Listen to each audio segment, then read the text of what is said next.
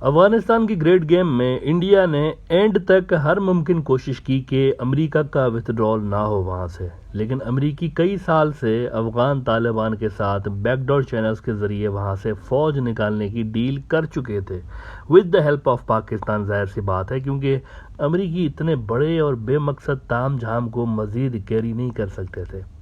China was already threatening them on global scale. India को जो सबसे बड़ा देखें ख़तरा था ना, जिस वजह से वो अमेरिका को अफगानिस्तान में रोकना चाह रहा था, वो ये था कि अमेरिका के जाते ही उनको पता था कि कश्मीर और काबुल का लिंक है आपस में, और ये दोनों जो फ्रंट्स हैं ये मिल जाएंगे। टॉप इंडियन जो डिफेंस एक्सपर्ट्स हैं वो मोदी सरकार को यही सलाह देते फिरते थे कि if you failed to stop them in Kabul you will be fighting with them in the streets of Srinagar. बहरहाल वो हो नहीं सका। ना मोदी सरकार अमेरिका को वहाँ से जाने से रोक पाई। लाखों कोशिशें की उन्होंने, बहुत तरह के उनको थ्रेट्स भी दिए कि जी ये जो हैं वो आतंकी हैं और ये आपके लिए ख़तरा है फला फला, लेकिन अमेरिकन ने एक भी बात उनकी नहीं मानी। तो ना वो अमेरिका को रोक पाए, ना ही वो अफगान तालिबान की सरकार आने से रोक पाए। इनिशियली कोशिश की थी उन्होंने, पंजशेर की जो मूवमेंट चल रही थी, रेजिस्टेंस मूवमेंट, छोटी सी रेजिस्टेंस मूवमेंट थी, इंडिया ने उसको इनिशियली ओके भी किया था कि हम आपको फंड्स भी देंगे, वेपन्स भी देंगे, आप लड़ें तालिबान से जैसे आप पहले लड़ रहे थे उनसे। पंजशेर की जो मूवमेंट थी ये काफ़ी सक्सेसफुल रही थी तालिबान के शुरुआती दौर में। ये जो अफगान मुजाहिदीन थे, अहमद शाह मसूद जो थे, इनका यहाँ पर स्ट्रॉन्ग होल्ड था, और ये वाहिद इलाका था पंजशेर का अफगानिस्तान के अंदर जहाँ पर अफगान तालिबान की हुकूमत नहीं थी, यहाँ पर अहमद शाह मसूद की हुकूमत थी। तो इंडिया ने बड़ी कोशिशें ज़रूर की शुरू में अमेरिका के जाने के बाद कि यहाँ पंजशेर के ज़रिए एक मूवमेंट क्रिएट करें और फिर वहाँ से हम जो है वो पूरे अफगानिस्तान में इसको तालिबान के ख़िलाफ़ जो है वो स्प्रेड करें, लेकिन ऐसा हो नहीं पाया। इंडिया की कोशिशें नाकाम रहीं, लेकिन एफर्ट्स इंडिया अभी तक कर रहा है, कोशिशें इंडिया की बंद हुई नहीं। वहाँ पर हार गया, लेकिन अब यूनाइटेड नेशंस के अंदर इंडिया कश्मीर से जुड़ी तमाम बड़ी तंजीमों और उनके जो टॉप लीडर्स हैं उनको अमेरिकी मदद से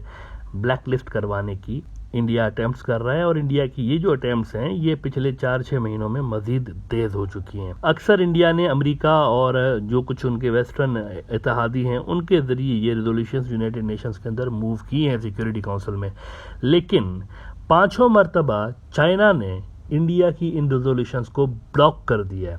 अब 2 दिन पहले ये हुआ है कि इंडिया ने, ट्यूसडे को ये हुआ है कि इंडिया ने और अमेरिका ने लश्कर तैयबा के एक बड़े लीडर हाफिज़ तलहा सईद को आलमी दहशतगर्द, ग्लोबल टेररिस्ट डिक्लेयर करने की रेजोल्यूशन पेश की यूनाइटेड नेशंस के अंदर सिक्योरिटी काउंसिल में, लेकिन चाइना ने उसको भी ब्लॉक कर दिया है। सिक्योरिटी काउंसिल के अंदर उसको भी ब्लॉक कर दिया है। हाफिज़ तलहा सईद जो हैं ये हाफिज़ मोहम्मद सईद के बेटे हैं जो कि लश्कर तैयबा के बड़े सपोर्टर हैं।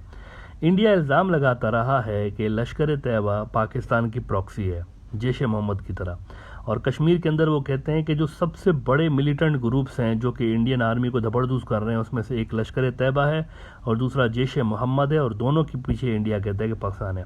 नाउ वो जो मैंने प्रोग्राम के शुरू में बात की ना कि इंडिया को ये फियर रहा है, खौफ रहा है उनको कि काबुल और कश्मीर का लिंक जो कि पहले ही है वो समझते हैं, और वो कहते हैं अगर ये स्ट्रांग हुआ तो कश्मीर हमारे हाथ से निकल जाएगा। उस हवाले से इंडिया ने ये रेजोल्यूशन मूव की है कश्मीर और काबुल के लिंक के हवाले से। इस हवाले से मैं आपको इंडियन जो बड़ा न्यूज़ आउटलेट है NDTV, उसकी ये खबर दिखाऊंगा एज अ रेफरेंस कि China puts on hold India US move at UN to blacklist Hafiz Saeed son. इसमें ये ज़रा पार्ट देखें इसका कि in notification India's home ministry had said that Hafiz Talha Saeed has been actively involved in recruitment, fund collection and planning and executing attacks by the Lashkar-e-Taiba LET in India and Indian interests in Afghanistan। ये जो इसका फैज़ है ना कि एक तो India, अब India से मुराद यहाँ पर वो कश्मीर ले रहे हैं, क्योंकि ये जो लश्कर तैयबा है ये कश्मीर के अंदर ज़्यादा इन्वॉल्वमेंट उनकी रही है, लेकिन इसके साथ साथ वो अफ़गानिस्तान का नाम दे रहे हैं। अब ये बड़ी इंपॉर्टेंट बात है, इंडियंस कह रहे हैं कि हम इनको इसलिए ग्लोबल टेररिस्ट डिक्लेयर कराना चाहते हैं क्योंकि ये इंडिया में यानी कश्मीर के अंदर और वहाँ पर हमें धपड़दूस कर रहे हैं, और अफ़गानिस्तान के अंदर भी ये हमारे लिए प्रॉब्लम्स क्रिएट कर रहे हैं। इंडिया खुद कह रहा है कि कश्मीर और अफ़गानिस्तान का एक लिंक बन चुका है। अफ़गानिस्तान के अंदर से कश्मीर में वो एक कहने की कोशिश कर रहे हैं कि मुदाखलत हो रही है, इंटरफेरेंस हो रही है, जिसका इंडिया को वैसे इतने डेकेड से डर भी रहा है। अच्छा, by the way America Kashmir पे विकेट के दोनों तरफ खेल रहा है। अगर आप समझ रहे हैं कि ये बार बार अमेरिका क्यों इनको हेल्प कर रहा है, इंडियंस को कश्मीर से रिलेटेड जो इम्पोर्टेंट वहाँ के फ्रीडम फाइटर्स हैं उनको ग्लोबल टेररिस्ट डिक्लेयर कराने में इंडिया के साथ ये क्यों कर रहे हैं, तो मैं आपको बताऊं, अमेरिकन इतने बुद्धू नहीं है, भोले नहीं है इतने, वो दोनों तरफ खेल रहे हैं। वो इंडिया की तरफ भी हैं तो पाकिस्तान की तरफ से भी खेल रहे हैं। इंडिया को लग रहा है कि अमेरिका उनके साथ है कश्मीर के इशू पे, लेकिन ऐसा नहीं है, ऐसा नहीं है।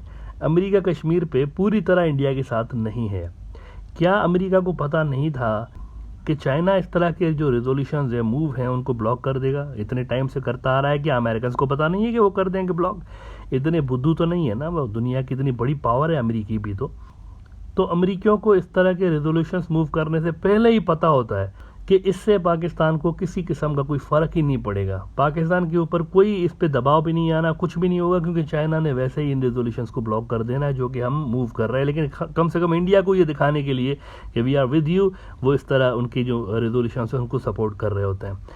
लेकिन दूसरी तरफ पाकिस्तान को खुश करने के लिए अमेरिकन क्या कर रहे हैं? मैंने कहा ना, ये दोनों तरफ खेल रहे हैं विकेट के।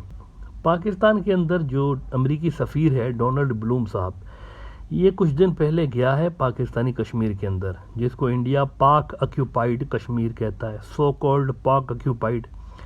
लेकिन डोनाल्ड ब्लूम वहाँ पहुँचकर कहता है कि मित्रों, ये तो आज़ाद कश्मीर है। ये बाकायदा उसने वर्ड यूज़ किए, ये तो आज़ाद कश्मीर है। अब ये देखें, बड़ी इंपॉर्टेंट बात है।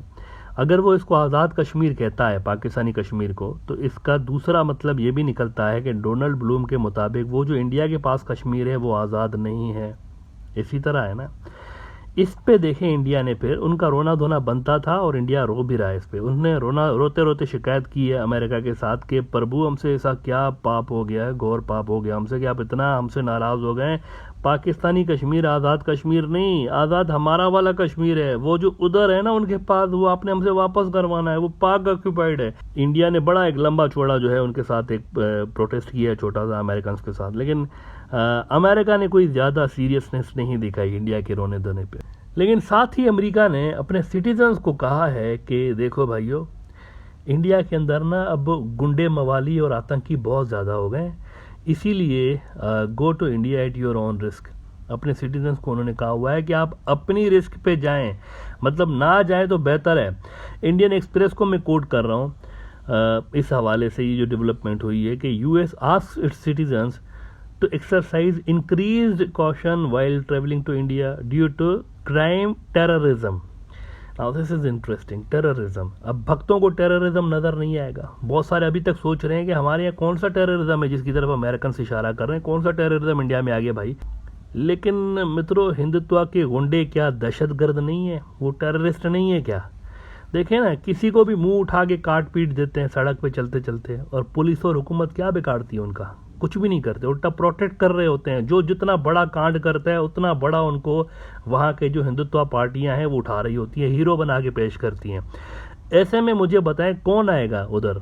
2-4 रोज पहले दिल्ली के अंदर बेचारे नाइजेरियन स्टूडेंट्स को पीटा है उन्होंने, हिंदुत्व के दहशतगर्दों ने। यूनिवर्सिटी में नमाज पढ़ रहे थे मुसलमान स्टूडेंट्स, वहाँ पे आए हुए हैं नाइजेरिया के, तो यूनिवर्सिटी में नमाज पढ़ रहे थे, तो नमाज पढ़ने पे उनको पीटा है। पहले ये इंडियन मुसलमानों को, दलितों को, सिखों को, ईसाई बिरादरी के लोगों को मारते थे, तो इनके ऊपर कोई एक्शन नहीं लेता था। मतलब इनको इनकरेज किया जाता था कि अच्छा कर रहे हो, करते रहो, इनको सबक सिखाओ सबको। तो अब जो है इतना इनका दिल इतना बड़ा हो गया है कि ये फॉरेनर्स को भी पकड़ पकड़ के मारने लगे हैं। तो दुनिया तो सवाल उठाएगी ना कि भाई, अगर इन्होंने सड़क छाप दहशतगर्दों ने ही आपकी सड़कों पे फैसले करने हैं इसी तरह मारपीट करके, तो कोर्ट्स और पुलिस इंडिया के अंदर किस काम के लिए खोली हुई है? बंद कर दें इसको, सरकार के पैसे बचाएं। अमेरिका ने फिर देखें, राइटली सो, अपने जो सिटीजन्स हैं उनके लिए एडवाइजरी जारी की है कि ज़रा एहतियात करें इंडिया जाते हुए।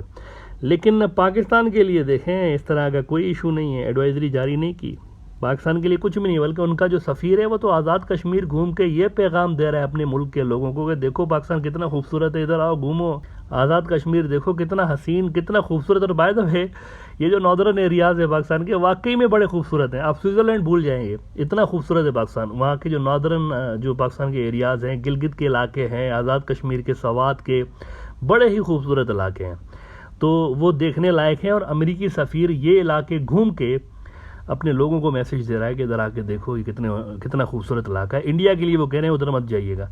तो मसला कश्मीर पे इंडिया समझ रहा है कि अमेरिका उनके साथ है, लेकिन ऐसा नहीं है। अमेरिका विकेट के दोनों तरफ है, उधर भी है उधर भी है। लेकिन important thing is that China मुकम्मल तौर पर पाकिस्तान के साथ ऑन बोर्ड है कश्मीर के मामले में।